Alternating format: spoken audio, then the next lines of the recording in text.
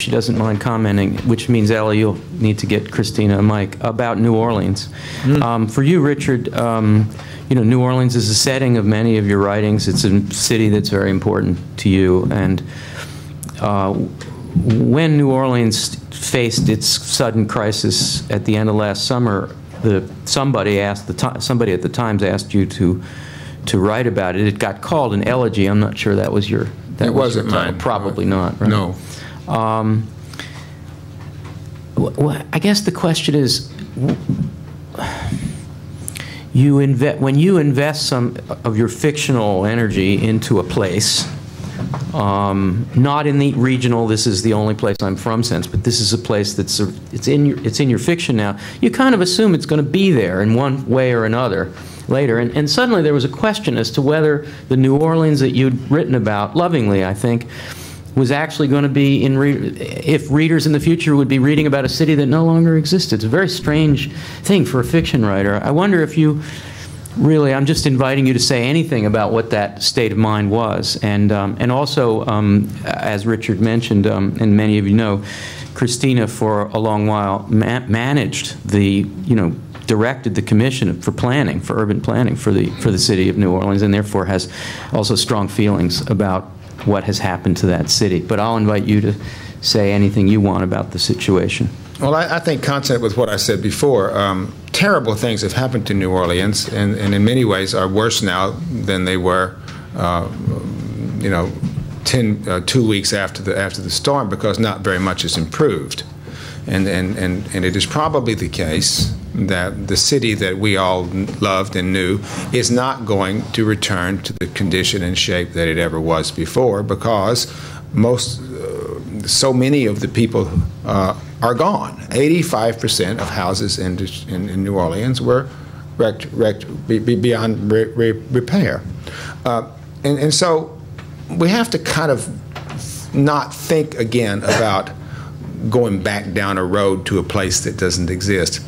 But our responsibility is the same responsibility that we bore to it when it was intact, which is to say, to invest it in some, perhaps through a new set of facilities, invest it with ourselves. That the way we claim place, the way we say place is important, the way we say place means something to our life, has to be the same way we go about making New Orleans what is the next thing it is to become. Because it is not going to be what it was. There's just no way. And so, in other words, responsible people have to do responsible things. I mean, Christina will have more to say about that than I will. Christina? Well, I'll just say a couple. Chris, can you bring the mic up, please? It's not working. Try it now. Okay. There it is. I think I agree with Richard about New Orleans. I remember people talking to me about it never being the same, and talking about it physically. Physically, it won't be the same, even if they rebuilt it so that it looked physically the same. That isn't what that city was, and which goes to what Richard was talking about earlier about what place is. It was the people who were there.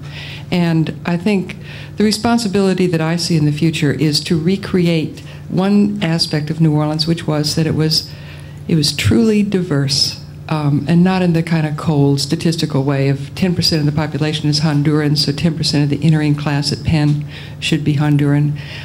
We were a jumble of people who lived, rich people lived next to poor people, lived next to Hondurans, lived next to Creoles. And we got along, cut each other a lot of slack, didn't always agree, but it was diverse. And I think that's the thing that New Orleans is important for in this society. That's what it really was important for, and that part of it needs to be brought back. It'll take some strong leadership to make that happen. Thank you, Christina. I had warned Richard that I was going to ask him to read a couple of passages of his own writing, and sure. I wanted to ask him first to read the end of that New York Times piece sure. about New Orleans. Maybe starting there.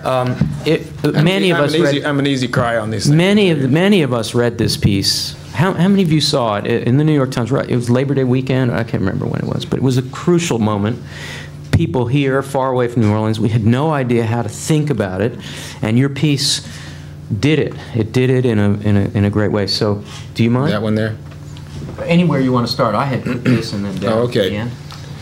It is New Orleans is a city foremost for special projections for the things you can't do, see, think, consume, feel, forget up in Jackson or Little Rock or home in Topeka.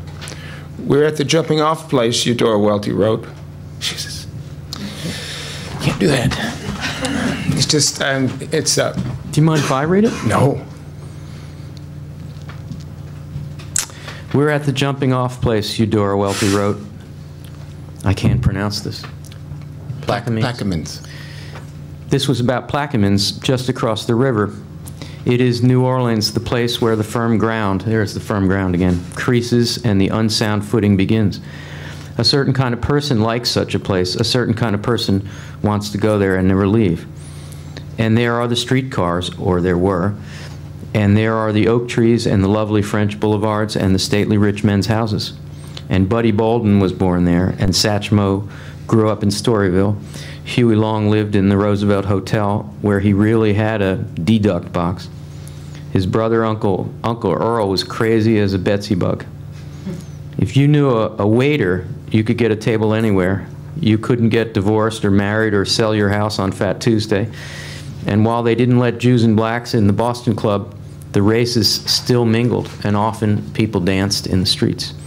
They subscribed to the Napoleonic Code. But so much for memory now. It charms, but it confuses and possibly holds us back. It's hard enough to take things in. When I think of my friends in the city this morning, I think of them as high and dry, as being where they belong, being themselves in their normal life that was.